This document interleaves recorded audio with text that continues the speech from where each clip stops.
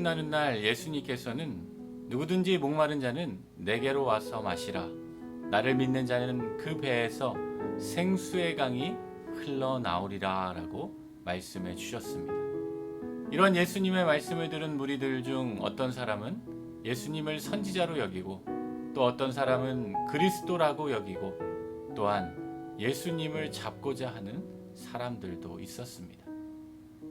앞에서 예수님을 잡기 위해 대제사장들과 바리새인들이 보낸 아랫사람들도 예수님의 가르치심을 듣고 놀라 이제까지 이렇게 말씀하는 자가 없었다라며 빈손으로 돌아가게 되자 바리새인들은 그들을 향해 너희도 미혹되었느냐라고 하며 율법을 알지 못하는 이 무리들은 저주를 받은 자라고 비난하였습니다.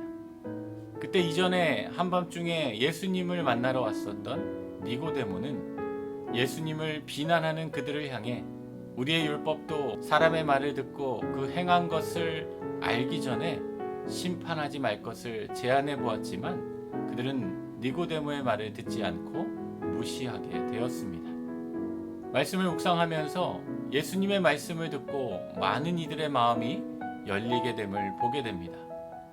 아직 예수님을 선지자 정도로 여기는 사람들도 있었지만 어떤 이들은 예수님을 참된 그리스도로 온전히 깨닫게 되었습니다. 심지어 예수님을 붙잡으려고 대제사장들과 바리새인들이 보냈던 아랫사람들도 이전에 한밤중에 예수님을 찾아왔던 니고데모도 예수님의 가르치심을 듣고 놀라 그들의 마음이 조금씩 흔들리기 시작했습니다. 그러나 많은 지식과 율법을 알고 경험했던 대제사장들과 바리새인들은 예수님의 말씀을 듣고도 여전히 완고한 마음을 품고 있음을 알 수 있게 됩니다. 이러한 모습을 통해 우리가 주님을 믿고 구원을 받는 것은 결코 율법의 지식이 아닌 하나님의 은혜임을 다시금 깨닫게 되었습니다.